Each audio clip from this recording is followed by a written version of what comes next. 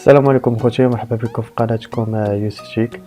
الا كنتي انت ولا انت باقي جديد في القناه، اهبط لتحت اتكليك على سبسكرايب ودير جيم الفيديو اللي عجبك وخلي شي كومونتير لتحت محفز. المهم خوتي، هذا هو الدرس الثاني لينا في القناه ان شاء الله. من بعد ما كان الدرس الاول اللي درنا البارح اللي هو انشاء حساب باي بال مفعل، اليوم الدرس الثاني غيكون على كيفيه انشاء حساب إباي. من بعد ما تغلق الحساب الاول من نفس الحاسوب، يعني واخا عندك حساب قديم عندك مسدود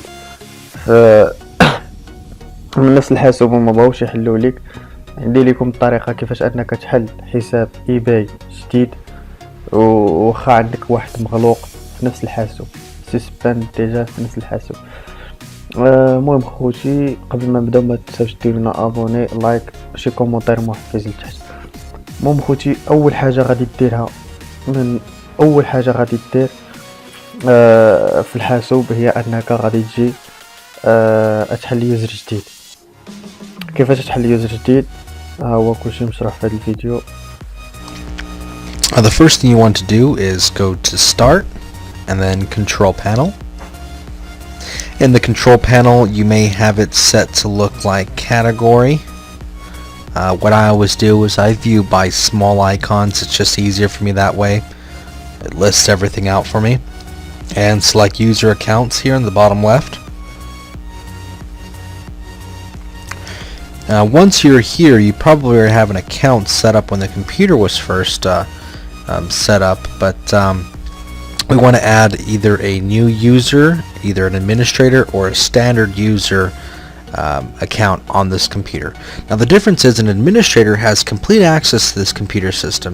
He or she can download any file they want, they can delete anything they like, they can make any changes they want, but a standard user is more for like a guest account, kind of if you want to create an account just for people to be able to log in there and do what they want to do. They won't be able to download anything, like say an application or something, maybe even for the kids, but it works out this way because it doesn't enable the user to make such have complete access to the computer, so they're not likely to mess it up. The administrator here, so create a administrator here, so go to manage another account, and here on the bottom we'll create a new account, and we will just call this one test. And I'm going to create a standard user just so you can see what it looks like.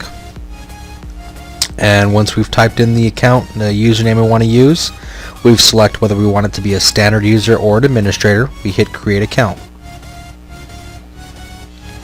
Now what we want to do next is, I always recommend this, you always want to password protect your accounts, whether it's for a guest account or for maybe your kids, or even if it's your account, you want to password protect it because just for security purposes you want to make it a little harder. Say if someone's trying to get it into your computer, make it a little harder on them. So we're just going to go ahead and click the account here and then create a password, and I'll just create any password in here. And also what we can do is we can even change the picture here. You see this little soccer ball? We can go to change picture. And المهم خوتي، وراكم كيفاش انكم تكريو، كيفاش انكم تحلوا اليوزر جديد في الحاسوب. المهم خوتي، من بعد ما انك كتحل اليوزر جديد كتطفي البيسي وكتريدماري البيسي وكتعاود تدخل اليوزر اللي حليتي جديد. المهم خوتي، راه هو شرح لكم كيفاش انكم تحلوا يوزر جديد. الخطوه الثانيه خوتي هي انكم كتفلاشيو دي ان اس. ما تعرفش فلاشي من بعد انك ما كتحل يوزر جديد. فاش كتدخل اليوزر خاصك تفلاشي دي ان اس. هو هذا تيشرح كيفاش انك تفلاشي دي ان اس. Flush your DNS. Okay, so what we're going to do is go down to the start menu here. Now I am on a Windows 7 computer, so I'm going to type in CMD for the command window to come up, and up the top here, there it is. So I need that. Now if you wanted to run it as an administrator, you just right click on it and say run as administrator, but for this time we don't really need it. Okay, so I'm here and I want to flush the DNS, but I thought I would just have a quick look and see what's in it. So we're going to go IP config space / display DNS. So what we're going to do is see what it comes up with first. Now this is the stored information that we have. Okay, so there's a fair bit of it. Now we want to flush this out now, because just say you're on a public computer, or you're trying to get to a website that you usually go to and you can't. Maybe they've changed their IP address, but you've got the host record in here as a different IP address. So it happens. So what we're going to do is we're going to go down the bottom, okay, down to here, and we're going to put IP config space / and we're going to say flush DNS. Okay, so it's IP config space / flush DNS. I don't know whether you need the space or not, it's just a habit for me, so you can try it without, it won't hurt your computer. Okay, so I just pressed enter and it المهم خوتي هو شرح لكم كيفاش انكم تفلاشوا دي ان اس. فاش كتكتبوا هادي صافي راه كيعطيكم successfully flash DNS is resolved cache.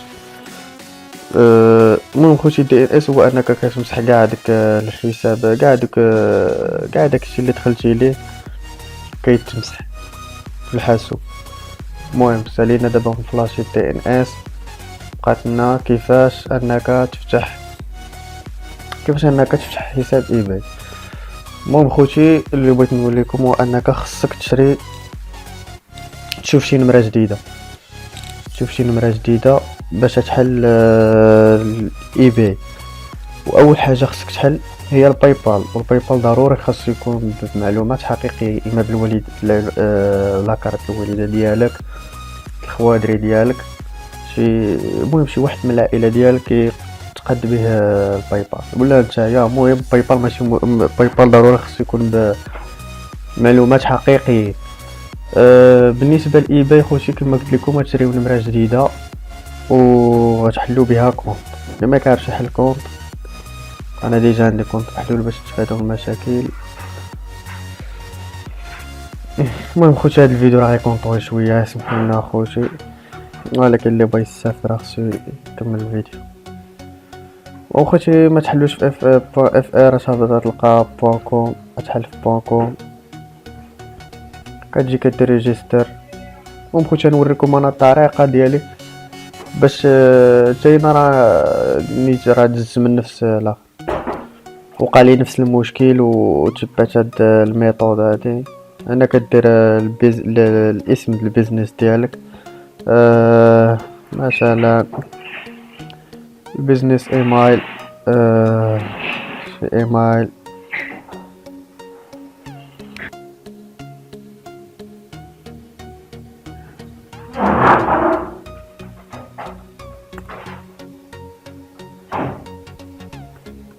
كتجاوزوا الايميل هنا خوتي.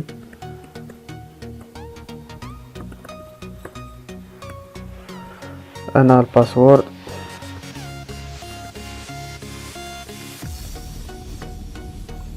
هنا النمرة كتهبط لهنا كدير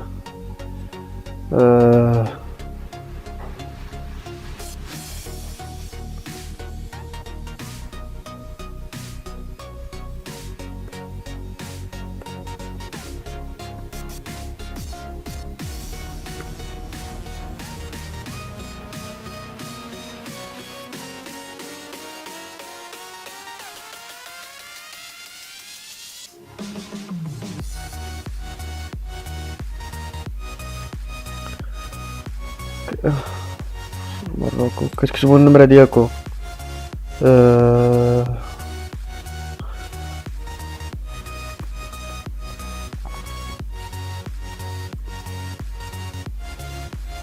هنا كتكتبوا داك الكود، كليكا ولا ريجيستر.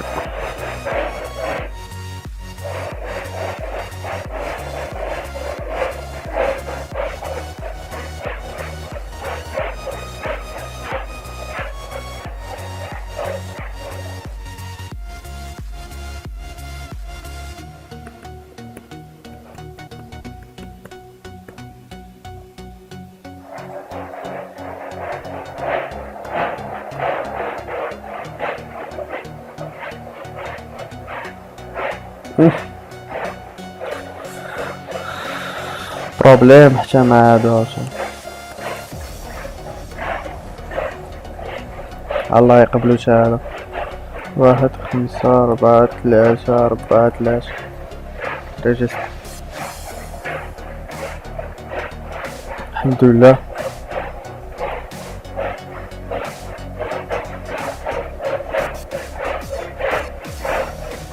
هنا كدير اخوتي اليوزر نيم، هنا كتعمل كتديرو ديك المعلومات وداك الشيء.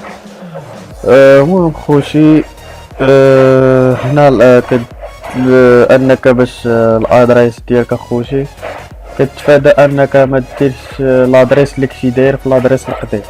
خاصك تبدل الادريس اللي كنتي داير في الكونت القديم. هادشي ماشي مشكل. المهم النمرة كتبدلها، هذا البوستال كود ماشي مشكل. هادشي كتبدلو لينا، خاصك تبدل ما ديرش بحال داكشي اللي درتي في الكونت القديم. هنا غولاسيون كدير هادي وصافي اخوتي، هادي هي الطريقة. المهم خوتي من بعد فاش كتكري الكونت ديال ايباي كتشري شي حاجة. من قبل ما تشري شي حاجه خاصك انك تلينكي الكونت باي بال تلينكي كود باي بال باي ودير البايمنت اوتوماتيك ميثود. ضروري هادي خاصك ديرها. كتقاد البيزنس بوليسي. لما كنتوش عارفين كيفاش تقادو البيزنس بوليسي غندير لكم الدرس ان شاء الله الجاي، غنوريكم كيفاش انكم تلينكيو بالباي بال ديرو تقادو البيزنس بوليسي. كلشي غادي نديرو لكم في الدرس الجاي ان شاء الله ديال غدا. المهم خوتي غادي تقاد هادشي ومن بعد غادي تشري شي حاجه، تكون شي حاجه دايره 0.63 باش كتامن الحساب ديالك، وتخلي الكونط واحد السيمانه. ديك السيمانه تبقى تدخل الكونط، تبقى يطلع على لي بروداكت وكذا، تبقى تدخل هكا. كدوز السيمانه كتصوني عليهم قبل ما تليستي، خصك تصوني عليهم ولا تهضر معاهم في الشات. اللي ما تعرفش يهضر معاهم في الشات انا ندير لكم درس كيفاش انك تهضر في الشات، ولا الاغلبيه عارفين كيفاش يهضروا في الشات. كتهضر معاهم تقول لهم كونفيرميو ليا الكونت، كيكونفيرميو لك، عاد تدخل تليستي. منين تليستي يقدروا كاع ما يسدولكش الكونت حيت هضرتي معاهم وكونفيرميتي الكونت ديالك، يقدروا يسدولك. خصك تهضر معاهم عاوتاني وتحل الكونت. انا راه شخصيا سدوا لي وعاد هضرت معاهم حلوا لي الكونت بلا حتى شي مشاكل. المهم خوتي هادشي اللي كاين. المهم كيما قلت لكم الدرس ديال غدا ان شاء الله غيكون كيفاش انك تقاد البيزنس بوليسي ديال الكونت ديالك ايباي، وكيفاش تلي الباي بال وصافي اخوتي. هادشي اللي كاين. بغيت نقول لكم الى عجبكم الفيديو صافي ديروا لايك وسبسكرايب، ضروري سبسكرايب اخوتي، وشي كومونتير محفز. المهم خوتي اللي خاصو شي سؤال شي حاجه يدوز عندي الانستغرام، غنخلي لكم اللين ديالو في الديسكريبسيون. هادشي اللي كاين اخوتي، واسمحوا لي طولت عليكم الفيديو. يلا تهلاو.